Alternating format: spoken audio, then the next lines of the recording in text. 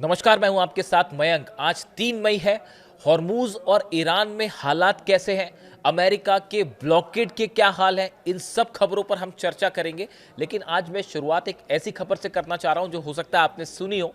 एक बहुत बड़ी खबर आ रही है रूस से। बताया जाता है कि रूस में मॉस्को में एक बड़ी बैठक हुई जिसमें व्लादिमीर पुतिन राष्ट्रपति रूस के शामिल थे और रूस के तमाम सेना के नेवी के बड़े अधिकारी शामिल थे। इस बैठक में यह फैसला किया गया है कि समंदर में रूस के जहाजों को सुरक्षित रूप से निकालने के लिए अब रूस अपनी नेवी का इस्तेमाल कर सकता है, अपने जहाज भेज सकता है। देखिए, ये बहुत बड़ी खबर है और ये फैसला लिया गया है बाल्टिक सी को लेकर और हॉर्मूज को लेकर। देखिए, बाल्टिक वो इलाका है जहां पर यूरोपीय देश और रूस के बीच बेहद ज्यादा तनाव बना हुआ है और रूस के ऐसे कई जहाज हैं जिनका इंश्योरेंस के नाम पर यूरोपीय देश, खासतौर पर इंग्लैंड और जर्मनी ने कई बार रूस के जहाजों की चेकिंग की, जिससे पुतिन बेहद नाराज है। और इसी तरह से हॉर्मूज को लेकर भी बताया जा रहा है कि अमेरिका ने जो फैसला किया है डोनाल्ड ट्रंप ने कि हॉर्मूज का ब्लॉकेड बना रहेगा, इसको लेकर भी पुतिन काफी नाराज बताए जा रहे हैं। और यह कहा जा रहा है कि यह फैसला हो चुका है कि बाल्टिक में और हॉर्मूज में रूस के जहाजों को सुरक्षित रूप से निकालने के लिए रूस के जंगी जहाज भेजे जा सकते हैं, वॉरशिप्स भेजे जा सकते हैं। यह बिल्कुल वैसा ही फैसला है जैसा चीन ने किया है। चीन के भी कई सारे वॉरशिप्स, मैंने आपको बताया, वो हॉर्मूज की तरफ बढ़ने शुरू हो गए हैं ताकि वहां से जो तेल ईरान का चाइना सप्लाई होता है वो सुरक्षित रूप से हो। और अब चूंकि जो ट्रंप का फैसला है कि ब्लॉकेट बना रहेगा, इस हालात के बीच में अब पुतिन ने भी मन बना लिया है अपनी नेवी को हॉर्मूज भेजने का। ये बहुत बड़ा डेवलपमेंट है हॉर्मूज के लिहाज से। अमेरिका के एक और वॉरशिप में जबरदस्त आग लग गई। मैं कल से इस बात को समझने की कोशिश कर रहा था कि आखिर ये हुआ कैसे। पहले मैं खबर आपको बताऊं, हो सकता है आपने पढ़ी भी हो, लेकिन ये बेहद अहम खबर है क्योंकि इसका ईरान के साथ सीधा लिंक है। देखिए, डिस्ट्रॉयर है यूएसएस हिगिंस। ये अमेरिका का एक जंगी जहाज है यूएसएस हिगिंस। इसमें बेहद रहस्यमय तरीके से आग लग गई और कई अमेरिकी सैनिक इसमें घायल भी हो जाते हैं। ये खबर आई है। देखिए, ये अर्लेबर्ग जो श्रेणी है उस श्रेणी का ये डिस्ट्रॉयर है, जहाज है, जंगी जहाज है अमेरिका का। और इसे भेजा गया था पैसिफिक ओशन से, ये बढ़ रहा था अरब सागर की तरफ, यानी इसे ईरान के पास डिप्लॉय किया जाना था और ये अरब सागर की तरफ आगे बढ़ रहा था। इसी दौरान इसमें बेहद रहस्यमय तरीके से आग लग जाती है। इसका प्रोपल्शन सिस्टम है वो फेल हो जाता है और उसके बाद जो है वो आग की लपटें इतनी ज्यादा फैली कि कई इसमें जो अमेरिकी सैनिक हैं उनके घायल होने की भी खबरें। और बताया जा रहा है कि आग इतनी ज्यादा थी कि उसके बुझाने में जो है वो अच्छी खासी मशक्कत करनी पड़ी। अब सवाल ये है कि आखिर एक के बाद एक अमेरिका के जंगी जहाज, और वो भी ऐसे जहाज जो कि डिस्ट्रॉयर्स हैं, जिस पे मिसाइल्स होती हैं और जो बेहद आधुनिक माने जाते हैं, इनमें आग कैसे लग रही है। देखिए, ये यूएसएस हिगिंस की बात करें, ईरान की तरफ बढ़ रहा था, बीच में आग लग गई। इसके पहले अगर आप बात करें, 12 मार्च को यूएसएस जेरल्ड आर फोर्ड में, वो मैंने आपको बताया ही था, उस पर हमने चर्चा की थी कि जो एयरक्राफ्ट कैरियर है, अमेरिका ने कहा उसकी लॉन्ड्री में आग लग गई है और कई सैनिक घायल हो गए और बाकी छुप गए थे, उस तरह की खबरें थी। हकीकत ये थी कि ईरान के अंडर वाटर ड्रोन ने, जो समंदर के नीचे चलता है, उस ड्रोन ने उसे हिट किया और आग लगी। ये जानकारी डिफेंस सर्कल में है और मेरे मुताबिक भी ये खबर जो है वो सही लगती है मुझे। इसके अलावा आप देखिए, फिर 14 अप्रैल को आ जाइए, यूएसएस आइजनहावर में आग लग गई। वो वर्जीनिया में खड़ा था, अमेरिका में ही खड़ा था, वहीं पे उसमें अचानक आग लग जाती है और इतनी ज्यादा फैल जाती है कि उसको बुझाना मुश्किल हो जाता है। और वर्जीनिया में जो है यूएसएस आइजनहावर में आग लग गई, सबसे बड़ा एयरक्राफ्ट कैरियर में से एक। फिर आप देखें 19 अप्रैल को यूएसएस जमवॉल्ट है, ये भी एक जंगी जहाज है, इसमें आग लग जाती है, 3 सैनिक घायल हो जाते हैं। और अब यूएसएस हिगिंस में आग लग गई। सवाल ये है, आखिर एक के बाद एक अमेरिका के जंगी जहाजों में आग कैसे लग रही है, अब इसकी भी जांच शुरू हो गई है। और देखिए, मैंने कल कई बड़े सारे वेबसाइट्स, जब ये खबर सामने आई, कई जगह सोशल मीडिया पर ये खबरें थी, पहले मैंने सोचा कि इसके बारे में मैं कल ही वीडियो बनाना चाह रहा था, लेकिन फिर मैंने इसे एनालाइज किया, आखिर ये हो कैसे रहा है। कई सारी थ्योरी सामने आई, हादसे भी हो सकते हैं, लेकिन एक बड़ा जो है वो शॉकिंग थ्योरी सामने चल रही है और उसमें ये कहा गया कि देखिए, कुछ तो जैसे हैं कि जेरल्ड आर फोर्ड की जो बात है उसको तो बताया जा रहा है कि ईरान ने अंडर वाटर ड्रोन से हिट किया, लेकिन बाकियों में आग कैसे लगी ये भी थ्योरी सामने आई है कि क्या ये आग खुद अमेरिका के सैनिकों ने लगा दी।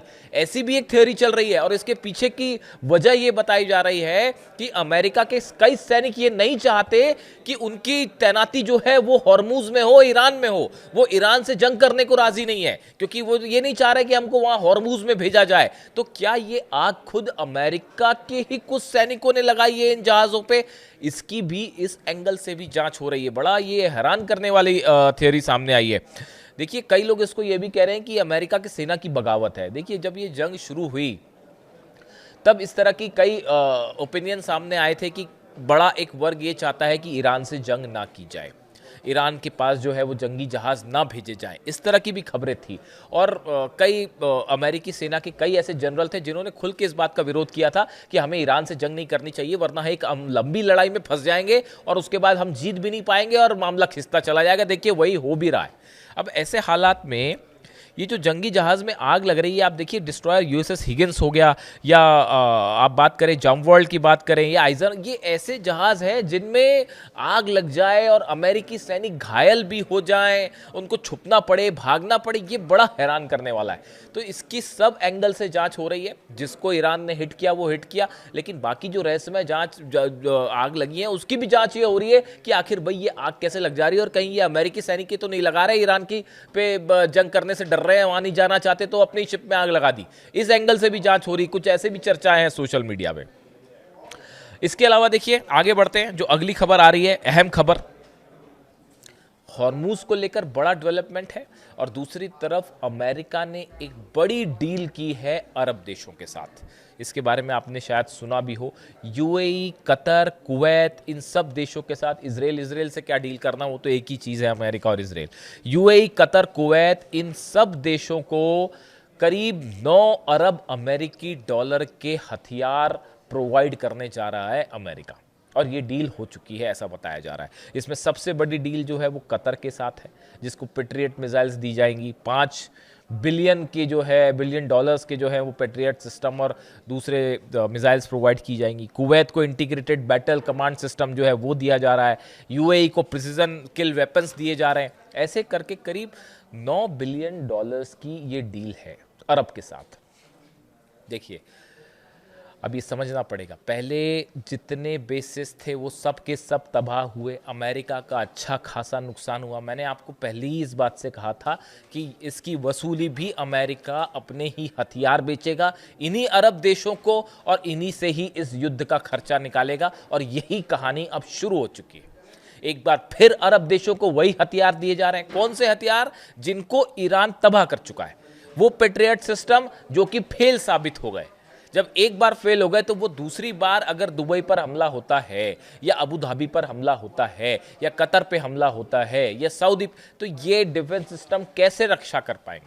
क्या ये फतह 2 को रोक पाएंगे, खुर्रमशहर को रोक पाएंगे, सेजिल को रोक पाएंगे? नहीं रोक पाएंगे। जब ड्रोन्स नहीं रोक पा रहे, शायद मिसाइल्स कैसे रुकेगी? लेकिन उसके बावजूद अब अमेरिका का दबाव है तो ये अरब देशों के साथ डील हो रही है और 9 अरब डॉलर के हथियार फिर से बेच दिए गए हैं। देखिए, इस बात को समझना पड़ेगा। डोनाल्ड ट्रंप का कल एक बयान आया, ये बयान बहुत ही देखिए, आप जब इंटरनेशनल रिलेशंस को समझते हैं, एनालाइज करते हैं, तो हर बयान पर नज़र रखनी पड़ती है और उसकी रीडिंग बिटवीन द लाइंस, यानी बयानों के पीछे का क्या मकसद है, क्या कहना चाह रहा है, जो भी राजनेता कह रहा है, समझना बहुत ज़रूरी है। कल देखिए डोनाल्ड ट्रंप ने क्या कहा। डोनाल्ड ट्रंप ने कहा, हम नहीं चाहते कि ईरान के हाथ में जो है किसी तरह का परमाणु बम हो। उन्होंने ये कहा कि हम ये नहीं चाहते कि अगले 3 साल बाद फिर वही स्थिति खड़ी हो कि ईरान परमाणु हथियार बनाने लगे, इसलिए हम अपना ब्लॉकेड वहां बनाए रखेंगे।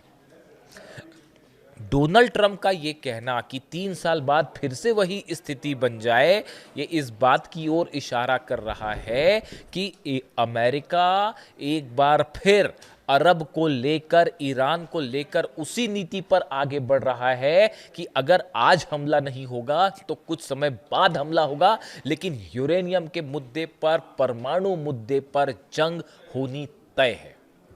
ये डोनाल्ड ट्रंप का ये बयान बता रहा है कि आज नहीं तो 3 साल बाद हमको कहीं फिर से हमला ना करना पड़े, इसलिए हम अभी ब्लॉकेड अपना नहीं हटा रहे। अब देखिए कहानी आप समझिए, कांग्रेस से परमिशन लेनी थी तो डोनाल्ड ट्रंप ने ये कह दिया साहब कि ठीक है, जो है वो इस तरह की खबरें हैं, आप पता नहीं कि ऑफिशियली शायद ये बोल दिया गया है कि ईरान के साथ जो हमारा मिशन था वो अब खत्म हो चुका है। अब ये हो सकता है कि मिशन अभी खत्म कर दिया गया, उसके बाद फिर से हमला कर दिया जाए, ये कह के कि साहब अब ये हम नया हमला कर रहे हैं, नई जंग शुरू हो जा रही है और फिर से 2 महीने का टाइम ले लिया जाए। ये भी हो सकता है, इस तरह की भी हो सकता है उनका प्लान हो, या जो भी वो सोचते हो। ये भी कोशिश हो रही है कि सीज फायर, उसकी चर्चा मैंने की थी पिछले वीडियो में, कि सीज फायर के टाइम को उसमें काउंट ना किया जाए। तमाम इस तरह की बातें हैं। लेकिन एक बात साफ है कि यूरेनियम और न्यूक्लियर मुद्दे पर मामला फंसा हुआ है और अमेरिका और ईरान की ये जंग तब तक खत्म नहीं होगी जब तक ये न्यूक्लियर प्रोग्राम पर मसला फंसा रहेगा। अब देखिए अमेरिका की फिर वही नीति शुरू हो गई है, फूट डालो और राज करो। आप अरब और ईरान को लड़ाते रहो, अपने हथियार बेचते रहो, तेल पर कब्जा करते रहो। ये कई एक्सपर्ट का मानना है कि ये रणनीति है जिस पर अमेरिका काम कर रहा है कई समय से। ऐसे आरोप लगते हैं, कई एक्सपर्ट इस तरह की राय जाहिर करते हैं कि अरब देशों को फिर वही हथियार बेचने का काम शुरू हो चुका है। जो खर्चा हुआ युद्ध में वो अरब देशों से ही वसूला जाएगा, रिकंस्ट्रक्शन के नाम पर, नए हथियार देने के नाम पर। ठीक है, उसके अलावा आप देखें यूएई इस समय जो हालात हैं अरब देशों में, किसी ने हमला नहीं किया ईरान के ऊपर, किसी ने हमला नहीं किया। लेकिन एक बात सबके लिए साफ है कि भाई अगर ईरान की तरफ से आगे भविष्य में किसी तरह का हमला होता है तो उससे सुरक्षा के इंतजाम करने हैं। इसके लिए जो है हथियार लगातार सप्लाई होंगे। ऑयल को लेकर एक बड़ा वॉर छिड़ चुका है जिसमें अरब देशों का एक तरफ ऑयल है, ईरान का ऑयल फंसा हुआ है, चीन को सप्लाई नहीं हो पा रही है। इसको लेकर चीन और रूस का रुख साफ है कि आप तुरंत यहाँ से ब्लॉकेड हटाइए। और ऐसा लगता है कि शायद डोनाल्ड ट्रंप कोई बड़ा फैसला ले लें 14 और 15 मई के पहले, क्योंकि उनकी विजिट है चीन की। तो ये हालात हैं। लेकिन इसी बीच देखिए हॉर्मूज को लेकर एक बड़ा प्लान तैयार किया है ईरान की सेना ने, और बड़ा बयान आया है मुस्तबा खामेनी साहब की तरफ से, ईरान के जो नए सुप्रीम लीडर हैं इनकी तरफ से कहना ये है, इनका ये कहना है कि ईरान फौजी जो जंग है वो तो जीत चुका है। जो सेना अमेरिका से जो लड़ाई थी सेना की वो हम जीत चुके हैं। लेकिन अब एक बड़ी जंग शुरू होती है जो कि कल्चरल जंग होगी, सांस्कृतिक जंग है, एंड इकोनॉमिक वॉर है, आर्थिक जंग शुरू हो जाएगी और हम इसको भी जीतेंगे। ये मुस्तबा खामेनी का नया जो बयान लिखित रूप से सामने आया। देखिए ये बिल्कुल वैसा ही है।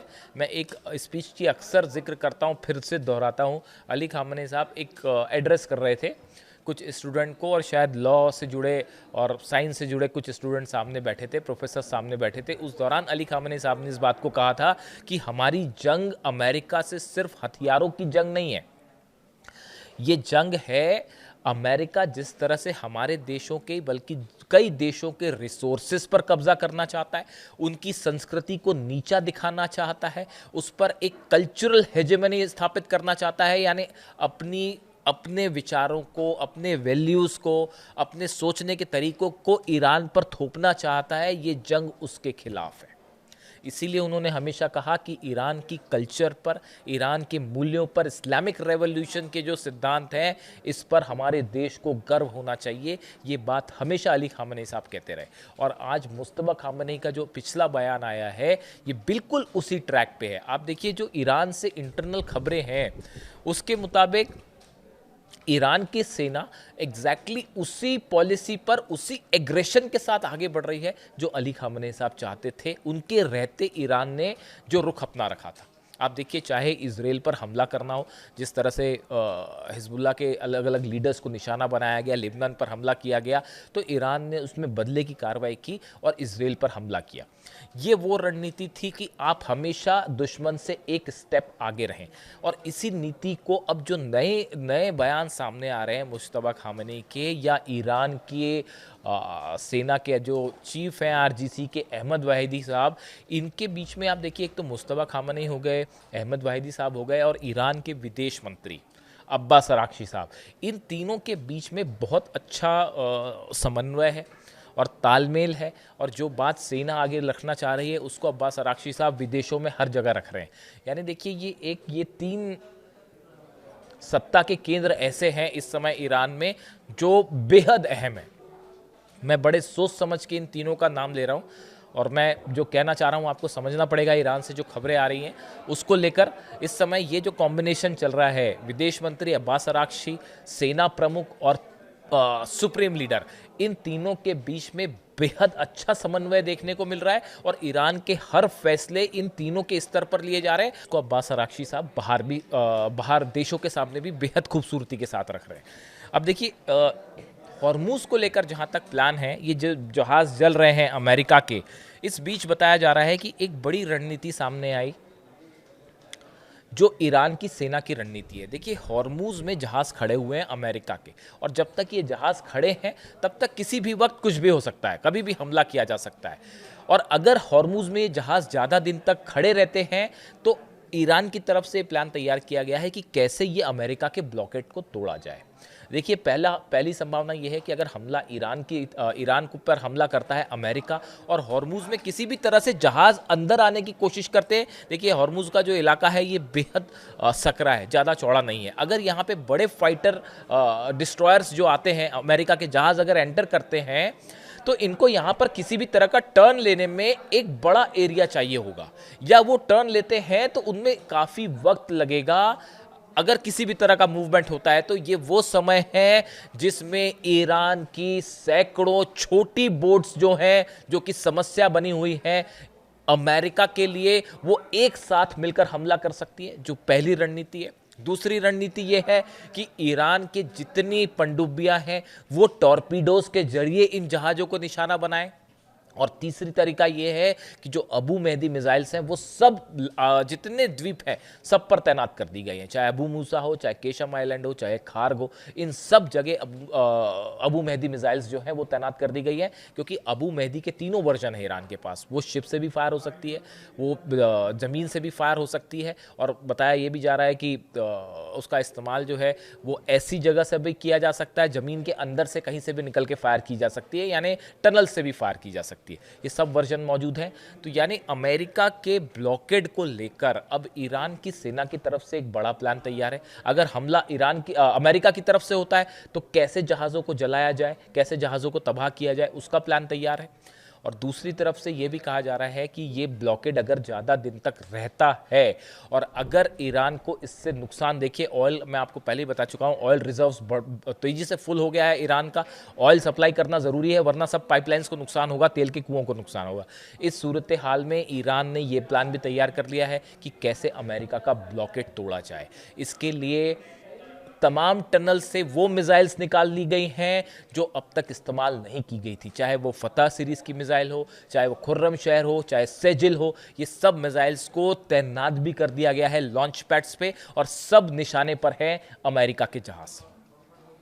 दूसरी तरफ से मैं आपको बता चुका हूं, डार्क ईगल मिसाइल्स जो हैं, जो कि हाइपरसोनिक मिसाइल्स हैं, वो अमेरिका के जहाज़ों पर तैनात कर दी गई हैं। आपको इस तरह की खबर मिलेगी कि अमेरिका इनका इस्तेमाल कर सकता है, वो तैनात हो चुके हैं ऑलरेडी। कई हाइपरसोनिक मिसाइल्स इजराइल भी पहुंच चुकी हैं। यानी आप देखिए, भले कांग्रेस में कुछ भी कहते रहे डोनाल्ड ट्रंप, लेकिन हकीकत जो खबरें आ रही हैं उसके मुताबिक एक बड़ी जंग की तैयारी में अमेरिका पूरी तरह से तैयार है और ईरान भी तैयार है। और हो सकता है इस बार हमला अमेरिका नहीं बल्कि ईरान कर दे। ये जो ब्लॉकेड करके खड़े हैं, इसका बड़ा नुकसान हो सकता है ईरान को। इसीलिए ईरान ने ये प्लान तैयार कर रखा है कि अगर अमेरिकी जहाज़ नहीं हटते हैं, अगर रूस और चीन के इंटरफेरेंस के बाद भी नहीं हटते हैं, तो इस बार स्ट्राइक अमेरिका नहीं ईरान करेगा और खतरे में होंगे पूरे अमेरिका के 19 जहाज। और वो हर वो देश, चाहे यूएई हो, चाहे कतर हो, चाहे कुवैत हो, जो अमेरिकी हथियार खरीद रहे हैं, ये सब के सब एक बार फिर ईरान के निशाने पर होंगे। और इस सूरत में जंग का हाल, अगर फिर से कोई भी किसी तरह का हमला होता है तो उसका नतीजा इस बार पहले के मुकाबले कहीं ज़्यादा और भयंकर हो सकता है। वीडियो कैसा लगा कमेंट करके बताइए। जो भी अपडेट होगा आप तक पहुंचाएंगे। Thank you so much.